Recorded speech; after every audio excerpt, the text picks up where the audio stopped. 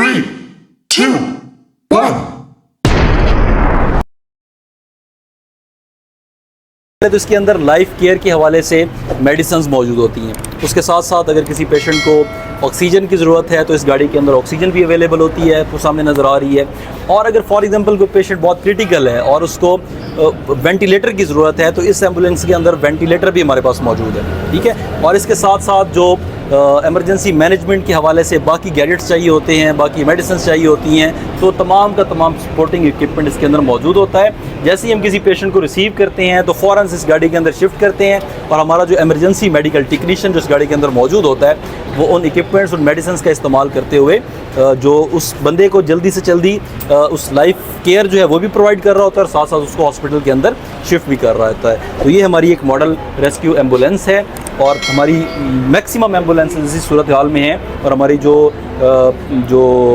Equipment इनके अंदर मौजूद है वो फंक्शनल है ताकि लोगों तक हमारी सर्विसेज बेहतर अंदाज में पहुंचती रह सकें। जी, इस गाड़ी के अंदर वेंटिलेटर भी मौजूद है बेटा। वेंटिलेटर का बेसिकली ये होता है कि कोई पेशेंट अगर कोलैप्स कर जाता है इन केस और उसको वेंट के ऊपर थोड़ी देर के लिए मसनूई हमें सांस देना पड़ता है तो उसके लिए वो वेंट काम कर रहा होता है, ठीक है। तो वो भी हमारी इस गाड़ी के अंदर मौजूद है ताकि उसको वो उस टाइम के लिए वो सपोर्ट मिल जाए और उसको हम बेहतर तरीके से हॉस्पिटल के अंदर शिफ्ट कर सकें, राइट। जो स्पेशलाइज इक्विपमेंट के हवाले से आप बात कर रहे थे बेटा, तो ये स्पेशलाइज इक्विपमेंट है हमारा किसी भी बिल्डिंग कोलैप्स की सूरत में हाल में या किसी भी फ्लड की सूरत में हाल में, किसी RTA रोड ट्रैफिक के एक्सीडेंट की सूरत हाल में आप इन टूल्स का इस्तेमाल करते हुए उन चीज़ों को वहाँ से लोगों को जो है वो फोर्सफुली इवैक्यूएट करवाते हैं, एक्सट्रिकेट करवाते हैं, राइट। जैसे हमारे पास सामने पड़ा ये सर्च कैम है, फॉर एग्जांपल कहीं बिल्डिंग कोलैप्स कर जाती है तो इसके अंदर इस सर्च कैम को एंटर किया जाता है होल करके कि देखा जा सके कि उस डेब्रीज के अंदर या उस कोलैप्स स्ट्रक्चर के अंदर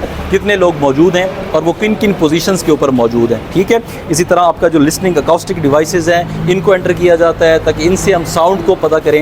ये साउंड प्रिंसिपल के ऊपर काम कर रही होती हैं ताकि हमें पता चले कि कोई लाइव विक्टिम तो उधर मौजूद नहीं है और अगर वो मौजूद है तो वो एग्जैक्टली किस पोजीशन के ऊपर, किस लोकेशन के ऊपर मौजूद है, तो ये उस तरह काम कर रहा होता है। इसके अलावा आपको जितने भी टूल्स नज़र आ रहे हैं ये बेसिकली फोर्सिबल एंट्री टूल्स हैं।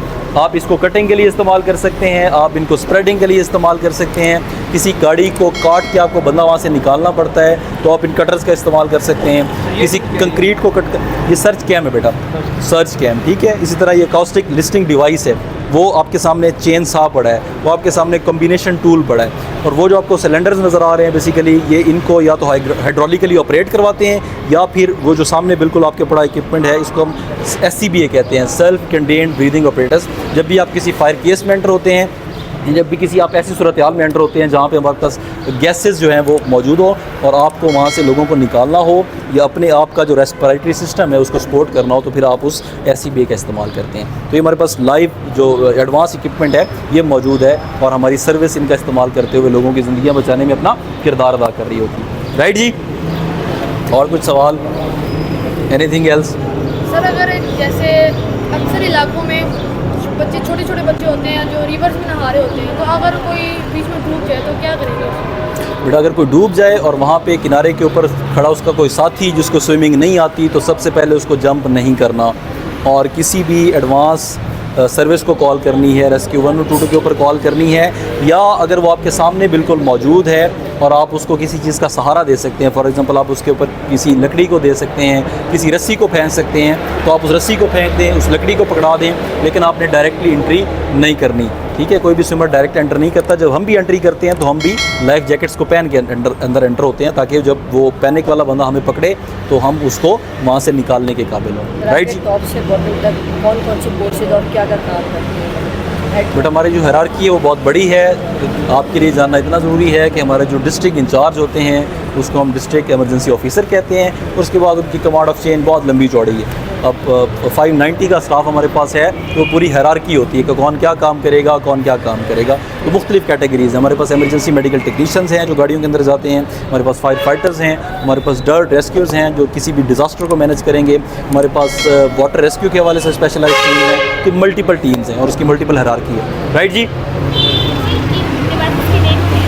इन डिवाइसेस की नहीं बेटा, ये सर्च कैम है, इसका नाम है search cam for camera, search cam. ये acoustic listening device, acoustic listening device.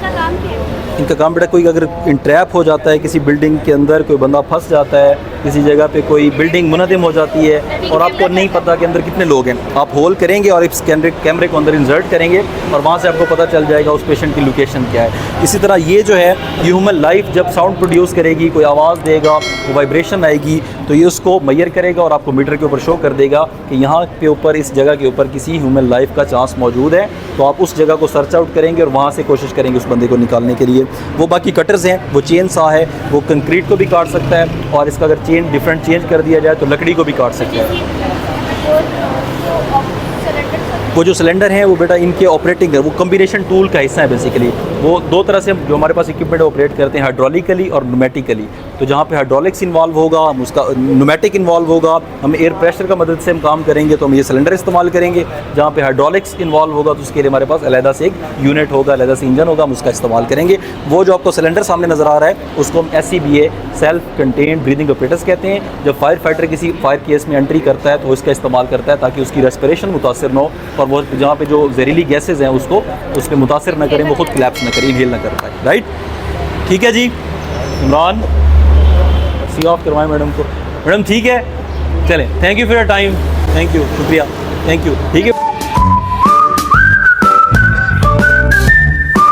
Subscribe to my channel.